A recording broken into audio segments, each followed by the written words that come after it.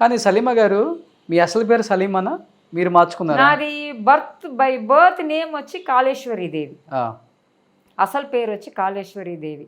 కాళీమాత మా కులదైవం, అందుకని నా పేరు పెట్టారండి. దాని తర్వాత స్క్రీన్ కోసం శ్రీగంగా అని పేరు మార్చారు. ఉమ్, మేఘ సందేశం వచ్చి శ్రీగంగా స్క్రీన్ కోసం పెట్టారండి. ఇప్పుడు ప్రెసెంట్ నేమ్ వచ్చి సలీమా. చేసే ప్రాజెక్ట్స్ కానీ లీగల్ నేమ్ కానీ అన్నీ సలీమా అంటే. ఎందుకని? ఇస్లాంలో మమ్మీ కన్వర్ట్ అయ్యారండి.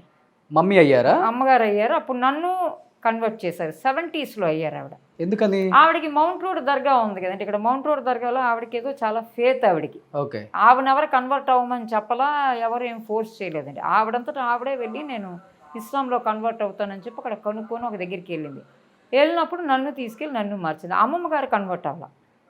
ఆవిడ గారు లాస్ట్ దాకా హిందూగానే ఉండిపోయారు. మమ్మీ వచ్చి ఇస్లాంలో కన్వర్ట్ అయ్యారు, నన్ను కన్వర్ట్ చేశారు. ఓకే. అందుకని సలీమా అని మమ్మీయే మార్చారు. మమ్మీయే మార్చారు.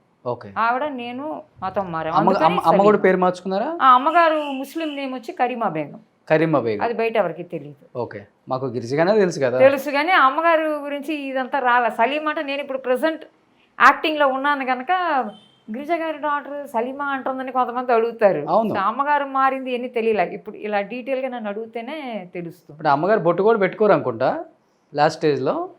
ఆహా, అదే ఇస్లామిక్ మారేది కాబట్టి మీరు పెట్టుకుంటున్నారు. నేను పెట్టుకుంటాను షూటింగ్ల కోసం. నేను వచ్చి ఏ రిలీజన్ గురించి ఫ్యానటిక్ కాదండి. ఇస్లాం గురించి కానీ, క్రిస్టియానిటీ గురించి కానీ, హిందూయిజం గురించి కానీ నేను ఫ్యానటిక్ కాదు. I respect all religions. I want be a good human being. అంతేగాని నేను ఏ రిలీజన్ ఫ్యానటిక్గా నేను వచ్చి ఫాలో అవ్వటం. ఏం చదువుకున్నారు మీరు? నేను వచ్చి ఇంటీరియర్ డెకరేషన్ డిప్లొమా చేశానండి. కానీ నేను అది ప్రాక్టీస్ చేయలేదు. నాకు యాక్టింగ్ ఇంట్రెస్ట్ చిన్నప్పటి నుంచి కూడా. అదే అమ్మని చూసి నాకు ప్రాణం ఈ ప్రొఫెషన్ అంటే ప్రాణం నాకు. తెలుగు కూడా చాలా తమిళ్లో కూడా చెప్తారు. ఇప్పుడు ఎవరికంటే మన నెల్సన్ గారి ప్రాజెక్ట్ కానీ బయట ప్రాజెక్ట్స్ కానీ మాటలు వచ్చేప్పుడు చెప్తాను, సార్ నాకు ఈ క్యారియర్ అంటే ప్రాణం, చూస్తే తెలుస్తుందమ్మా అని చెప్పి అంటారండి. I love this profession so much. Okay. అన్ని టైప్స్ ఆఫ్ రోల్స్ చేయాలనండి. టైప్ కాస్ట్ అవ్వకుండా అన్ని రకాల క్యారెక్టర్లు దొరకాలి. తెలుగు ఎంత అందంగా మాట్లాడుతున్నారు, ఎంత స్పష్టంగా నా మాతృభాష అండి. అదే ఇక్కడ తెలుగు పిక్చర్లు రావాలండి, తెలుగు పిక్చర్లు రావాలి. మీ ప్రేమ తెలుగు నేను క్లిక్ అయ్యానంటే హైదరాబాద్ షిఫ్ట్ అవుతాను. మంచి అవకాశాలు దొరికితే నాకు నేను డెఫినెట్గా హైదరాబాద్ షిఫ్ట్ అవుతాను. కానీ అమ్మ చనిపోయినప్పటికీ ఒక సొంత ఇల్లు ఉందన్నారు కదా మీరు? అది నేను కొన్న ఫ్లాట్, మా అమ్మగారిది కాదు. ఇప్పుడు ఎందుకని చివరికి మీరు ఒక చిన్న రూమ్ కి షిఫ్ట్ అయిపోయారు? ఇది సింగిల్ బెడ్రూమ్ ఫ్లాటే కదా. అది ఎందుకు షిఫ్ట్ అయిపోయారు మళ్ళీ? నేను ఒక్కదాన్నే కదా ఉంటున్నాను. అప్పుడు అది ఉందా, ఉంచుకున్నారా? లేదు సార్, అది ఏంటంటే వర్షం వచ్చిందంటే మొత్తం గ్యారేజ్ లెవెల్ మొత్తం అండర్ వాటర్ వెళ్ళిపోయి కారు స్టీరింగ్ లెవెల్ దాకా వాటర్ వస్తుంది. చాలా ప్రాబ్లం అయింది ఆ బిల్డింగ్. అది ఇచ్చేసి నేను ఒక ల్యాండ్ తీసుకున్నాను. సో అది ల్యాండ్లో ఇన్వెస్ట్ చేసుకున్నాను సార్ నేను.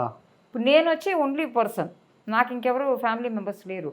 నాకు సింగిల్ బెడ్రూమ్ చాలండి. అసలు ఫైనాన్షియల్గా మీకు ఇబ్బంది ఏం లేదు ఇప్పుడు? ఐఎమ్ సపోర్టింగ్ మై సెల్ఫ్ అండి. అంతే, ఐఎమ్ సపోర్టింగ్ మై సెల్ఫ్. నాకేంటంటే I want work. So financial help అక్కర్లేదు? లేదు, I'm working, I'm asking for work. So వచ్చింది మీ ఖర్చులకి, నాకు దొరికేది ఏదో నేను సంపాదించుకుంటున్నాను, కష్టపడి నేను సంపాదించుకుంటున్నాను. నా ఖర్చులు ఏదో నేను చేసుకుంటున్నాను. నేను తెలుగు వాళ్ళని రిక్వెస్ట్ చేసేది ఏంటంటే నేను వర్క్ ఇమ్మని చెప్పి రిక్వెస్ట్ చేస్తాను. గ్రేట్ అండి. నేను చాలా మందిని కదిలిచ్చాను. ప్రతి ఒక్కళ్ళు మేము ఆర్థికంగా ఇబ్బందులు పడ్డాం, డెఫినెట్గా ఫైనాన్షియల్ హెల్ప్ అని చాలా మంది అడిగారు. చెప్పి నాకు మంచి కానీ మీరు నేను క్యారెక్టర్స్ ఇచ్చారంటే మీరు నేను చేస్తాను. సెల్ఫ్ రెస్పెక్ట్ ఎక్కువ మీకు. నేను తెలుగు పిల్లని, మా అమ్మగారు ఇన్ని పిక్చర్లు చేశారు. నేను ఎవరు తెలుగు వాళ్ళ దగ్గర చెప్పినా కూడా నేను ఈ క్వశ్చనే అడుగుతున్నారు. నేను చేసే మలయాళం ప్రాజెక్టులు, తమిళ ప్రాజెక్టులు, తెలుగు వాళ్ళు ఎవరన్నా వచ్చి గిరిజ గారి కూతురు, గిరిజ గారి కూతురువా, నువ్వు తెలుగు పిక్చర్లు చెయ్యాలి, నువ్వు ట్రై చేయమ్మా ఫస్ట్ ఈ మాట అంటున్నారండి. ట్రై చేస్తానండి, నాకు అక్కడ ఎవరో కాంటాక్ట్ సరిగా లేదమ్మా, నువ్వు ప్రయత్నించి డెఫినెట్గా. బట్ అమ్మ లాస్ట్ స్టేజ్లో ఉన్నప్పుడు ఎవరితో మాట్లాడటానికి ట్రై చేయలేదా? ఎన్టీఆర్ గారు, ఏఎన్ఆర్ గారు, శోభన్ బాబు గారితో ఆమె ఎవరితో మాట్లాడటానికి ఫోన్లో కానీ డైరెక్ట్గా కలవటం కానీ? అంటే దేని గురించి సార్? అదే ఇప్పుడు ఆ ఇంట్లో నుంచి బయటకు వచ్చేసేటప్పుడు కూడా, అంటే ఉండే ఇల్లు కూడా నేను అమ్మాల్సి వస్తుంది అప్పుల వల్ల. అది ఆవిడ ఎవరిని అడిగినట్టు నాకు తెలియలేదండి. అంటే ఎవరు ఎంతవరకు హెల్ప్ చేస్తారండి? ఎవరు ఎంతవరకు హెల్ప్ చేయగలరు ఫైనాన్షియల్గా? మనం అడగటానికి కూడా న్యాయం ఉండాలి. అసలు ఎవరి దగ్గర నుంచి ఏం పొందాలి? కొంతమంది ఏదో హెల్ప్ చేసినట్టు ఉన్నారు ఆవిడకి, నాకు కరెక్ట్గా తెలియదు. కానీ ఆ ఇల్లు పోగొట్టుకున్నాను నాకు చేయండి అని చెప్పంత కదా, ఆవిడకి ఫైనాన్షియల్గా కొంత సపోర్ట్ చేశారు. నేను లేదని చెప్పట్లా. ఎవరైనా కాంటాక్ట్ చేసినట్టే కొంతమంది ఆవిడకి హెల్ప్ చేశారు ఫైనాన్షియల్లీ.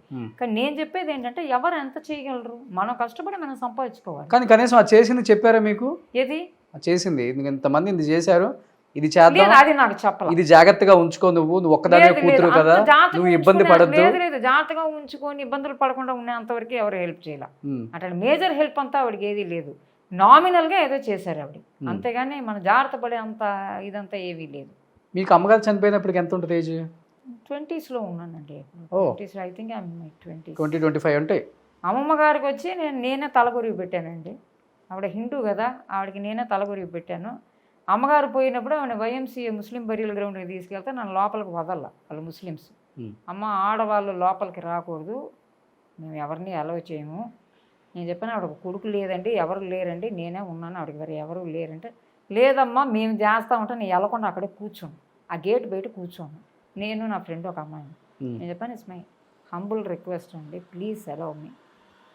ఆవిడకి ఎవరు లేరు, మేము చేస్తామా, నువ్వు ఇక్కడ నుంచి కూర్చొని నేను ఎంతో రిక్వెస్ట్ చేసి ఆవిడ బాడీని 8 గంటలు తీసుకెళ్ళా, 8 గంటలకు బరీ చేశాను, ఎంతో ఆ దగ్గర ఏడ్చి నేను రిక్వెస్ట్ చేస్తే వాళ్ళకే ఒకలాగా అయిపోయింది. నేను చేసి నువ్వు రామ్మా, ఎవరిని అడిగితే మేము చెప్పుకుంటాము, రా లోపలికి రా అని చెప్పారు. రమ్మని చెప్పి వాళ్ళు నార్మల్గా లేడీస్ని అలవ్ చేయరు లోపల, ఇదంతా ఫార్మాలిటీస్ దే డోంట్ అలవ్. నేను కూర్చున్నాను అక్కడే.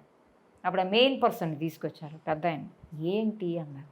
ఆ పిల్ల వెళ్ళటలేదంటే ఇక్కడ కూర్చోంటుంది, వాళ్ళ అమ్మకి అదే చేస్తాంట, ఎవరు లేరంట. నేను చేస్తామన్నా వెళ్ళటల్లా, మాట వింటలు, ఇక్కడ బయట కూర్చుంటుంది గేటు పైన. పిలిచారు, ఏంటి నీ గోళ అని. నా గోళ లేదండి, నా రిక్వెస్ట్ అండి, నన్ను వదలండి, ఆవిడ లాస్ట్ ఏం చేయాలో నేను చేసి వెళ్ళిపోతానండి, మీరు అలౌ చేయరు లేడీస్ అని తెలుసు, నా హంబుల్ రిక్వెస్ట్ ప్లీజ్ అని చెప్పాను. సరే ఆయన ఏమనుకున్నాడో తెలుసు, పాద నేను వస్తాను నీతో పాదని. ఆయనే దగ్గర ఉండి లాస్ట్ మన్నే వేయాలి ఆవిడ మీద, ముస్లిం కదా ఆవిడ, చెయ్యి అని చెప్పి ఆయనే నా చేతిలో మన్ను పెట్టి నాకు తెచ్చి చాలా ఏడవక అని చెప్పేసి పంపించాడు నన్ను.